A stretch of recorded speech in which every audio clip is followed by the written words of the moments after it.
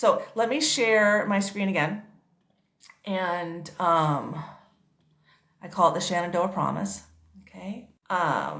So I said, I just came upon your PBS video on YouTube. Amazing and thank you. On Friday, I saw a similar video about how the Blackfoot tribe in Montana has a summer and winter camp where they move the buffalo to and from. That video answered some important questions for me. Why Montana? Why summer and winter camps? Why buffalo? And why national parks? First, let's start with my grandpa, William Blazer. You know, I just was like intuitively guided to like introduce my family. He started Mason Mart in Phoenix, Arizona. We are Swiss Germans, very hardworking. My grandpa loved to hunt and fly fish. Yeah, his den scared me to death as it had dead animals' heads and fish on all four walls, with his crowning achievement being his buffalo head. And I had to sleep in there when I was like 10, 11 years old. And my kids had to sleep in a room with like 3 deer heads in my dad's house, and they're freaking out like, no, you don't get to win the trauma Olympics. I told my kids, because like, whoa, a buffalo head. And I'm just a 10-year-old little girl, like, I didn't know. And my grandpa was very respectful. He loved bison meat. He loved venison. He loved to eat game. So he didn't just kill to kill. He killed to use the hide and eat the meat and, do it honorably. Only now do I know why I resonated with it so strongly. I tell that story, like my whole life I've been telling that story. He and my dad loved Native American culture in their dreams, if you know what I mean. They loved the concepts, but they didn't have any idea how to implement them. My grandpa's soul has been a steady presence during my healing. I was born in Scottsdale, Arizona, so I am connected to the Hopi tribe. I have 3 of the 4 types of people in their culture: Arizona red, Switzerland white, and Tibet yellow. I met my ex-husband in Tibet. He is Israeli.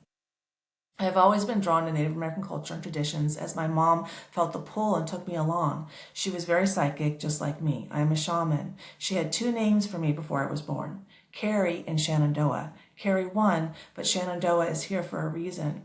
Now I know why 10 years after she passed away, on my 45th birthday. The Shenandoah Promise. Long story short, there's a soul contract between the American government and Native Americans regarding land management in general, including animals, that was shown to me during the Second Coming, a covenant written on our hearts in September of 2025. It was one of my many enlightenment experiences I have had over the past 18 months. Many of them showed me all the signs and synchronicities that I am the reincarnation of Mary Magdalene. My guide from my childhood initials are JC. There's a write-up on my website. I also align with the Chumash origin story with Hutash from the 1820s. I live in Ventura, California. There was a write-up on that on my website as well. Here are 2 more signs. I only accepted that I am Divine Feminine in September of this year, right before the Second Coming happened. Last fall, I was told, you are downloading the Hoda Housewife Trauma Healing. The 6th century Pope made Mary Magdalene a prostitute. She became an apostle again in 1969.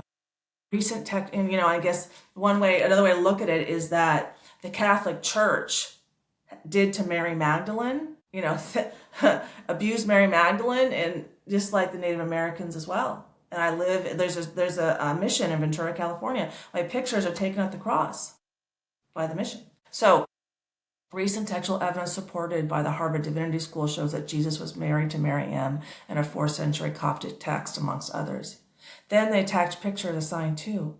Over the summer, I was ready to allude to Miriam, but not be direct, so my daughter and I went to the cross of Ventura for my photo shoot.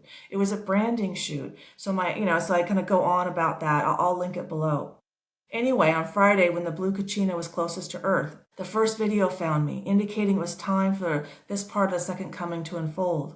When I was shown the soul contract, Native Americans weren't shy about saying what our souls agreed to. I loved it. I saw buffalo, a summer and winter camp, and usage of national park land like the Blackfoot are already doing. I know that is just the beginning.